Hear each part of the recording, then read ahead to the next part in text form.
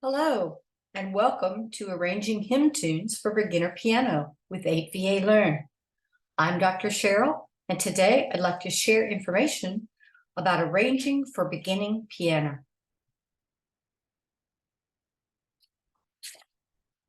First, consider if the piece is in public domain. There are many great tunes from the 18th and 19th centuries that you can arrange for free. With regular phrasings and cadences, these songs are helpful to beginning pianists by providing opportunities for rest and regroup. You may wish to look at which pieces have been bestsellers in the past and which have been included in recent publications. Doing this step will help you identify songs that have been popular while avoiding duplication of current titles. Look at the text. What is the narrative of the work? Can the agogic accent work in a different meter? This is an important consideration, as many hymns are in 2 or 4 meter. Setting the melody in a new meter can help refresh it. Here's an example of The Lily of the Valley, written in 1881 by Charles W. Fry. It was originally set in 2 meter.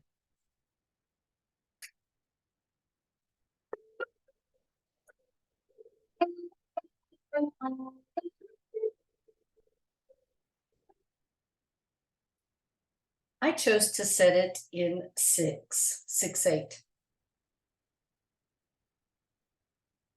Adapting the melody to 6/8 provides a fluid motion to the melody.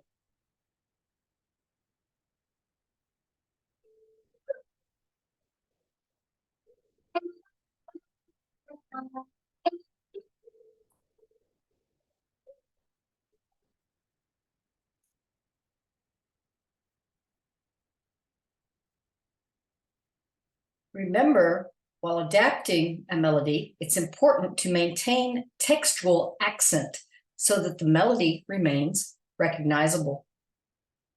Also, observe the musical qualities.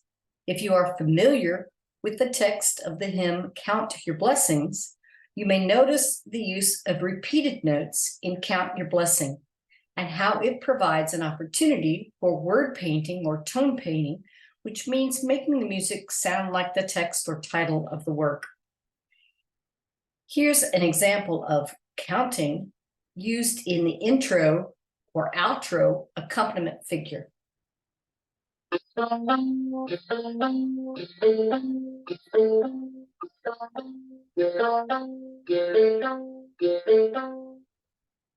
The rhythm of 2/8 quarter provides an aural replication of speaking the numbers 1, 2, 3, 1, 2, 3, in effect, counting. Also, remember to consider the key. Setting the hymn in a key with fewer sharps or flats may make the piece more accessible to beginners.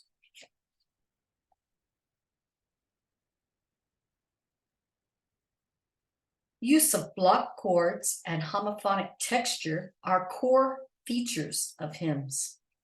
In order to create interesting piano accompaniments, try incorporating arpeggios or broken chords and ostinato or a repeat pattern. These accompaniment styles can add needed relief to a pure chordal texture of a hymn. Hymns and spirituals have memorable melodies. This makes them ideal for reharmonizing.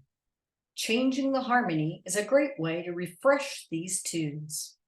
Here's an example from the spiritual, There is a Balm in Gilead. The original version uses 3 primary chords, F, B flat, and C.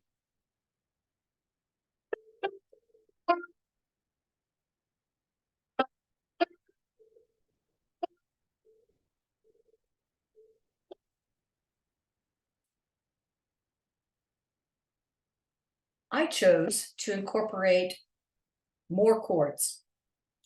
The original uses primary chords of F, B flat, and C, My version uses the 3 primary chords and 2 chromatic chords while maintaining the original melody.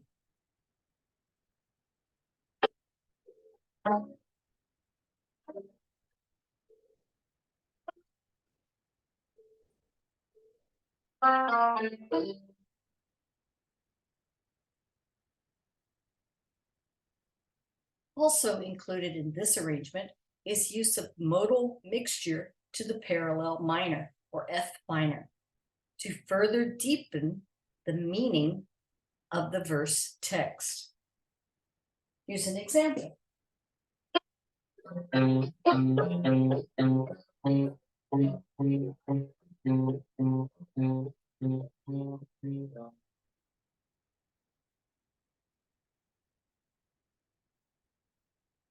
Using the parallel minor or major is an effective way to produce contrast between the verse and chorus of a hymn or spiritual.